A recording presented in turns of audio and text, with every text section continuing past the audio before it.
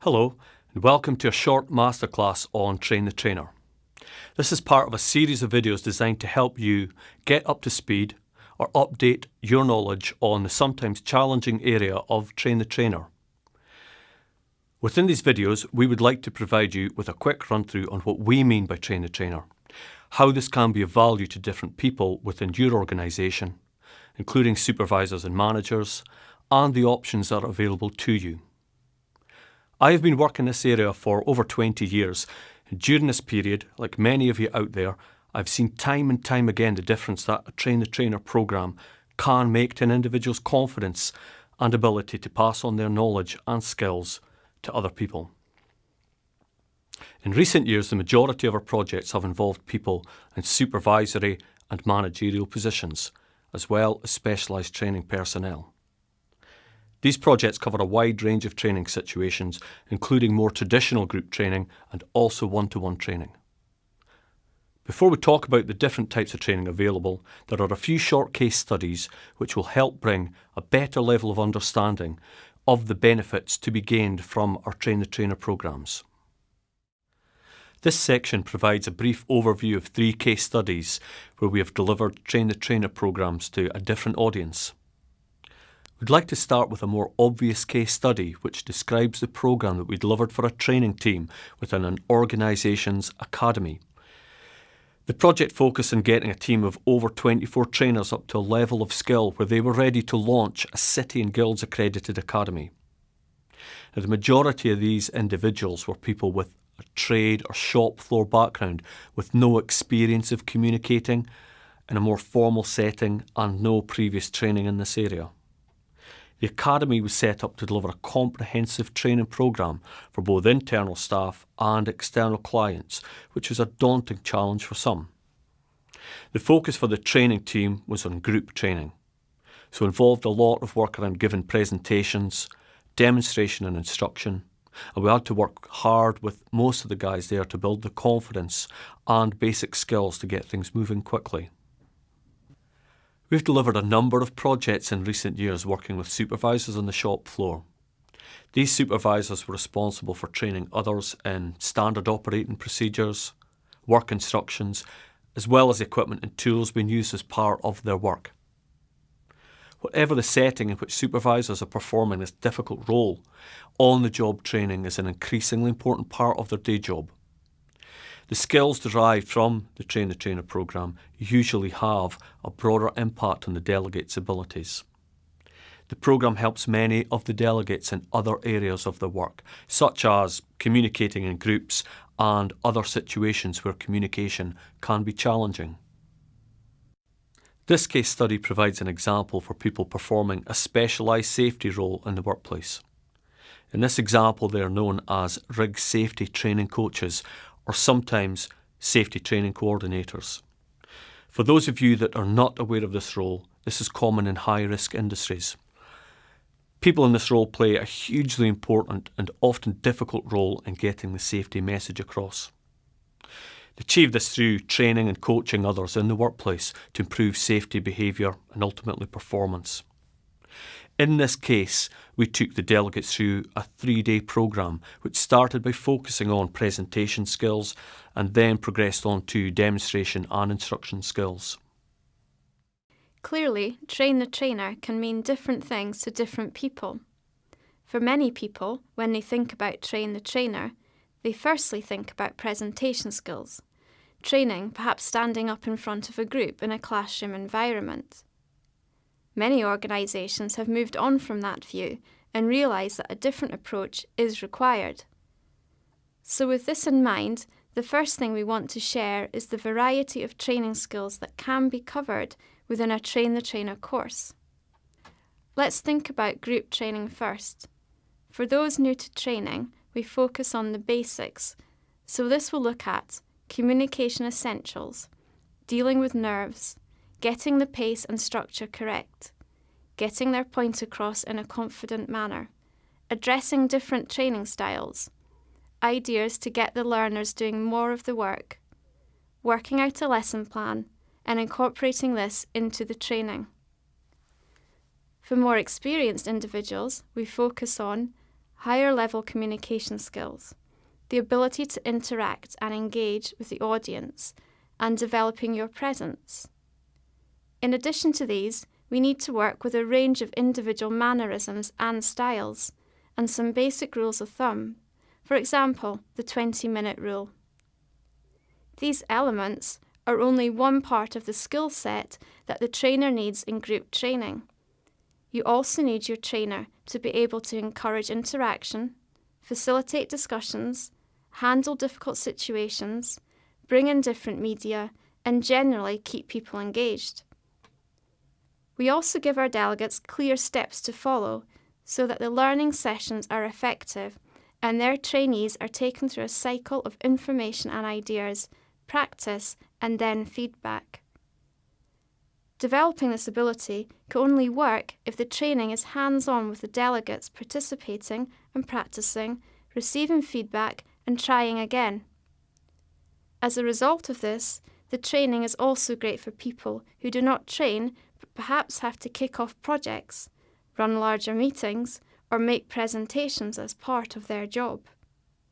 This course will get them thinking about how they communicate, and it can therefore be very useful for those in a range of positions who have to communicate across departments. They will learn how to get their message across to others. So, for example, project managers, on or offshore, health and safety specialists, QHSE, your legal team, your finance team, HR specialists, and other supervisors and managers. So that's the talk and chalk covered. Let's have a look at show and tell, or demonstration and instruction. This involves more practical training. A good example would be slinging and lifting. Here we focus on the skill set of explaining, demonstrating, and instructing, so that the delegates can learn to break tasks down into more manageable chunks. Around 2/3 of our workshops are spent developing practical skills with constant practice and feedback. This helps the delegates to develop a learner-led approach. We also build on their ability to provide effective feedback, which is a key element in the cycle of training. In this section, we'll look at training on a one-to-one basis, training that often happens in the workplace. Many people did not see this as training skill, especially when compared to the importance and effort placed on giving presentations. When people are not able to do presentations effectively, it's easy to see where training is required. Organisations depend heavily on people learning on the job. Supervisors and managers play a critical role in this. But is it realistic to assume that all supervisors and managers have the skill set to deliver effective on-the-job training? Some of us have probably found out the hard way that just because someone is technically very strong, it does not mean they have the ability to pass on these skills. So their impact on team competence and performance can be very limited. This often comes to the surface through mistakes and incidents. So what's different in how we approach one-to-one training? The training starts with similar themes that you'll see in other trainer programs. For example, communication skills and understanding the trainer role, but moves on to look at how to support individual learning and performance. Some of the different themes here are how to develop an individual learning plan, understanding the difference between trainer-led and learner-led training, using different training styles, practical application of two-way communication techniques, the role of informal assessment and providing constructive feedback. We also introduce some coaching skills and look at the use of skilled questioning as an alternative to instruction. We develop techniques to help the delegates deliver more effective training. This would include more open and challenging dialogue with their team members. The approach here is very hands-on. So if your organisation relies on on-the-job training, you can see the importance and impact of why these people at the front end need to be given the right skills. The final area to think about is coaching and mentoring. Most supervisors and managers need to coach their team members. Some may also need to provide mentoring. But do they know what is expected of them, or have the skills to provide coaching and mentoring when it is required? The obvious question would be, what is the difference between coaching and mentoring? Many of you will have your own view on this. From work we have been doing recently, we would answer this in the following way. Coaching usually involves the coach providing hands-on support, perhaps showing the employee how to use a piece of equipment and then providing feedback as they work on the task themselves. Coaching skills are also commonly required for those responsible for developing the soft skills, behaviours and performance of their team members. Mentoring, on the other hand, is more about providing ongoing support to the employee using a more hands-off approach. We're currently working with people appointed as mentors within a variety of internal development programmes. The mentor sees their trainees on an infrequent basis. Because of this, we focus on the mentoring skills of providing feedback, advice and guidance, setting and agreeing goals, and monitoring. These skills enable them to more effectively empower their trainees. This is an overview of the training and qualification options that are open to you. Here, we will look at standalone workshops, an assignment-linked approach, and explore the qualification options available through SQA and the Institute of Leadership and Management. We also offer blended learning to support these options. Standalone workshops are a good way to start the process of building the knowledge and skills of your trainers and managers. We can provide 1, 2 or 3 days of training workshops aligned to the training requirements of your team.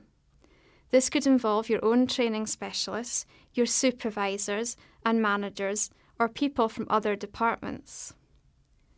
Groups and one-to-one training workshops are popular due to the immediate impact they have.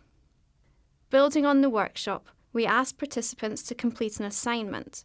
This gives us the opportunity to check understanding and make sure the employees are able to apply the knowledge and skills gained to an effective standard.